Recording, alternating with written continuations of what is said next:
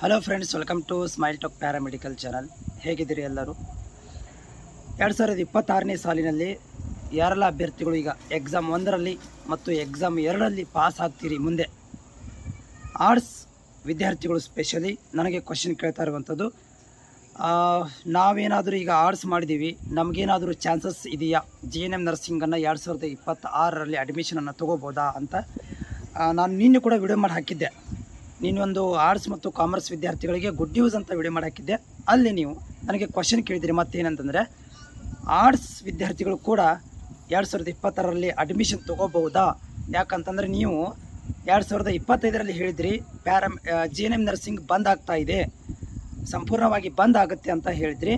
ಆದರೆ ಇವಾಗ ನೀವು ಮತ್ತೆ ಅಡ್ಮಿಷನ್ ತೊಗೋಬೋದು ಅಂತ ಹೇಳ್ತಾ ಇದ್ದೀರಿ. ನಮಗೆ ಸ್ಪಷ್ಟತೆಯನ್ನು ಕೊಡಿ, ನಾವು ಆರ್ಟ್ಸ್ ವಿದ್ಯಾರ್ಥಿಗಳಿದ್ದೀವಿ, ನಾವು GNM ನರ್ಸಿಂಗ್ ಮಾಡಬೇಕಂತ ಇದ್ದೀವಿ ಅಂತ ನೀವೊಂದು ಕ್ವಶನನ್ನು ಕೇಳಿದ್ರಿ. ಸೊ ನೋಡಿ, 2026ರಲ್ಲಿ ಆರ್ಟ್ಸ್ ಮತ್ತು ಕಾಮರ್ಸ್ ವಿದ್ಯಾರ್ಥಿಗಳು ಯಾರು ನೀವು ಆರ್ಟ್ಸ್ ಆಗಿದ್ದರೆ ಆರ್ಟ್ಸ್ ವಿದ್ಯಾರ್ಥಿಗಳು ಕೂಡ GNM ನರ್ಸಿಂಗನ್ನು ಅಡ್ಮಿಷನ್ ತೊಗೋಬೋದು. ಈ ವರ್ಷ ಮತ್ತೆ ನಿಮಗೆ ಚಾನ್ಸಸ್ ಇದೆ. ಆರ್ಟ್ಸ್ ವಿದ್ಯಾರ್ಥಿಗಳು ಕೂಡ GNM ನರ್ಸಿಂಗನ್ನು ಮಾಡಬಹುದು. ಅದಕ್ಕೆ ಮಿನಿಮಮ್ 35%ದಿಂದ 45%, ಅಂದರೆ SC ದವರಿಗೆ 35 ಮತ್ತು OBCದವರಿಗೆ 45% ತನಕ ಮಿನಿಮಮ್ ಪರ್ಸೆಂಟೇಜನ್ನು ಹೊಂದಿರಬೇಕು.